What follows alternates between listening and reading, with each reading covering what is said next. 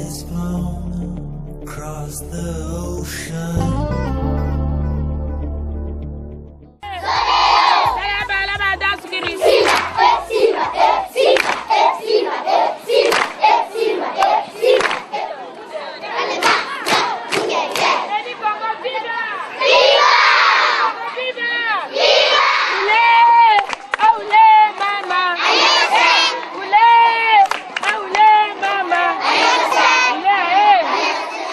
C'est ici une attitude un peu plus normale. Ces petits-enfants sont conscients du bonheur qui leur attend. D'autant plus qu'après cette grand-messe, ils pourront ainsi compenser toute leur énergie à la cantine.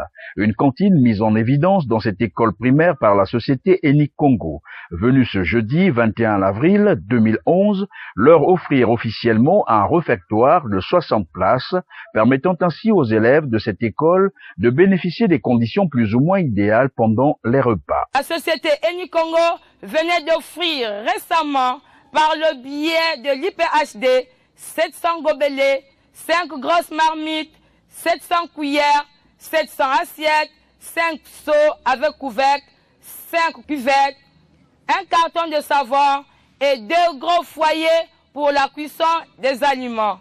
Monsieur le directeur général, les parents d'élèves, les enseignants et les élèves, par ma voix, vous en sont très reconnaissants. Dans une ambiance effervescente, les élèves ont chanté et dansé, célébrant ainsi ce jour significatif pour leur avenir.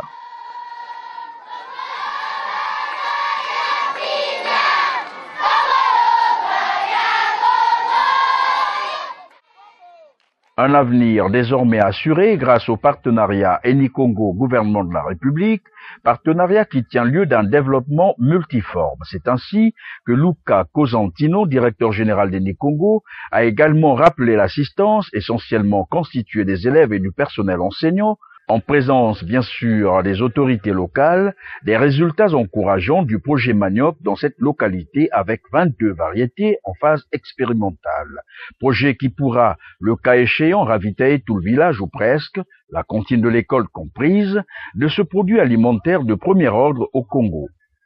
En termes de protection de l'environnement, Eni Congo, a renchéri Luca Cosentino, procède à la reconstitution des sites naturels et à la couverture végétale des zones où elle opère. Tel le cas de la carrière de Dionga, sur le site duquel la nature a parfaitement repris ses droits. Nous comptons faire encore plus dans le cadre du projet intégré INDA, qui est en préparation et qui va bientôt voir le jour. Dans le cadre de ce projet, notre domaine d'intervention va encore s'élargir en introduisant de nouvelles sphères d'activité telles le secteur des activités génératrices de revenus, l'entrepreneuriat féminin en milieu rural, etc. Évidemment, au nombre d'activités inscrites au programme figurait aussi en relief la mise à disposition des bâtiments repeints et d'une ambulance offerte en don par la société Eni Congo, répondant ainsi à une demande de la population, demande formulée il y a 3 mois au centre d'écoute Eni Congo à Monji.